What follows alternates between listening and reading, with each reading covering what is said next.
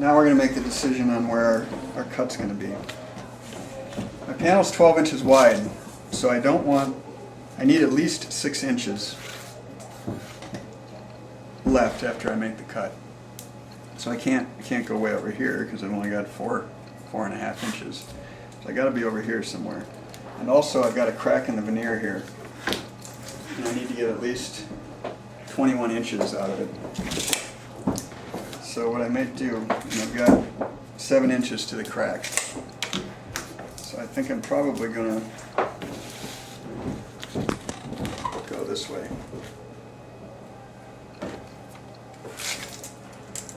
We have almost 25 inches there, and we've got 7 inches.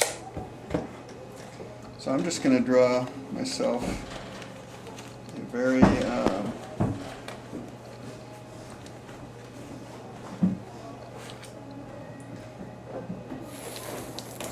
rough line here. It doesn't have to be perfectly straight because we're going to use the straight edge later to make the cut. So now we can go cut this.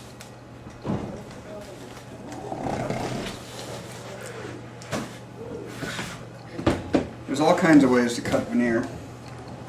For a small quantity and small piece like this, the easiest is to use a veneer saw. Big companies have large machines that can do it, slicers, saws, power saws. You can use edge sanders. You can use jointers, table saws, hand planes, but this is actually a very efficient and quick and easy method for cutting small quantities of veneer like this. So all you need is this piece of MDF to protect the table and a straight edge that you can clamp down and follow with the saw. So what I'm going to do is put this on the line that I drew earlier and position it so that I can get some clamps on here. Now I've got this piece of tape here, so I'm going to move over so I'm not cutting through the tape. And there's a bevel on the saw. The bevel's on this side facing me, and it's flat over here. And I'm going to be running this up against the straight edge. So I want the waste side out here because that's going to have a bevel on it. I want the nice straight cut on the piece that we're going to join together. And the reason I position it like this is because I want to get a clamp to the back of this straight edge. As you can see, this has got a very long handle and it comes off the back. If I put a clamp on this side, I would run into the clamp. And on this side, I just need the clamp far enough back that the saw is not going to hit it. So I need to put the clamp out here. The only problem is, notice there's a gap down here because I've got some veneer in here. And if I clamp down on this, this could actually pull up and bulge the center a little bit. So what I can do is take some scrap veneer with the same veneer, break off a little piece. So I have 4 sheets in there. So I'm going to put 4 sheets under here just to give me the same level so that I'm not bowing it down when I pull the clamp or put the clamp pressure on.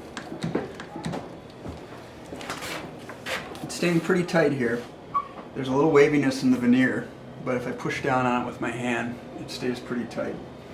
The tighter you can get it, the better, because if there's any gaps in there, you could risk a little bit of tear out when you're cutting. So now all I do is pull this along here. I don't want to try to cut through it all at once. It takes 2 or 3 cuts to get through each veneer layer. And it's very important that I stay perfectly up against this fence. I don't want to tilt or go like that.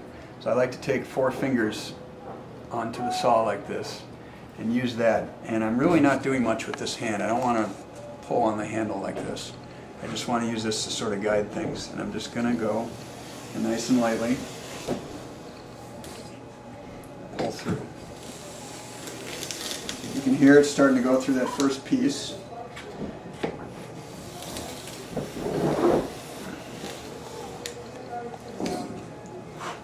So that first piece is through. Now I'm going to start working on the second one.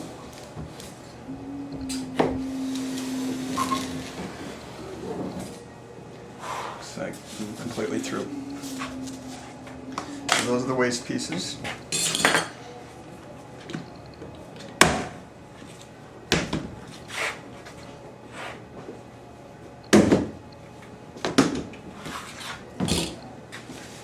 Take the tape off.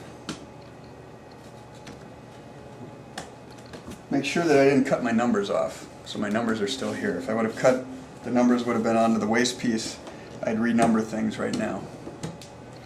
That helps me make sure that if I lose track of what's going on, I can get everything back into the original order. Note that I kept everything in consecutive order and the number facing up on all these pieces. I don't flip things over for the Bookmatched before I cut. I cut everything in the same orientation as it was. You can see all the numbers are in the same spot on each of these. Now that the pieces are cut, we're going to tape them together. So we're going to take the top two, numbers 9 and 10, pull them over here, and remember we're going to flip and mirror and bookmatch. And hopefully, if we did our job right here, we don't have a lot of tear out, and our seam comes together very nicely.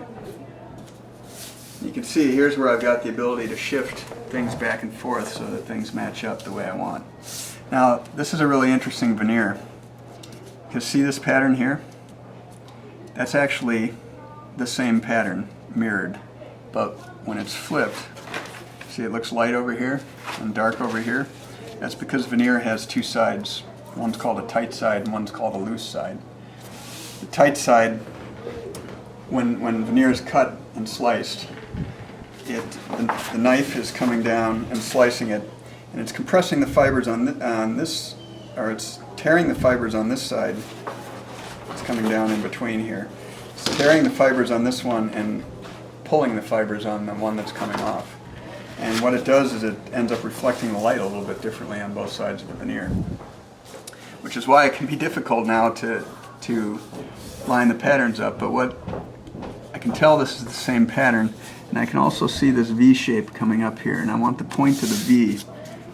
And I might find a spot where it's a little bit easier to see, like right here. And I can get the V to come together pretty well. And here I can see there's a little curve right there, and then I can see it coming together here. So I gotta use some other clues to help me. So what we do now, this is actually going to be the back side of the veneered panel. So I'm going to get things lined up where I like. I'm going to start just putting some blue tape on here. And I put it on this side first, and I pull the joint together. Get it tight. This is just temporary until we can put veneer tape on the other side. You don't want to use blue tape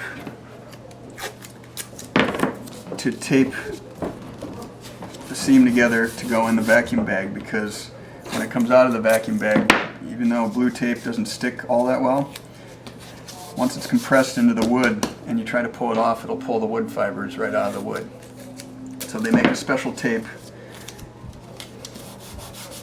for veneering, but we need something that holds the joint together for a sec till we can get that tape on the other side.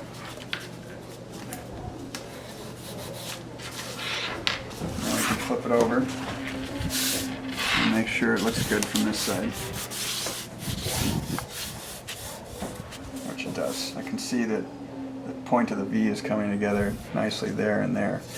It's just can be somewhat disconcerting to see the pattern change like this, but that's the way it looks. So now we're going to do the same thing to this one.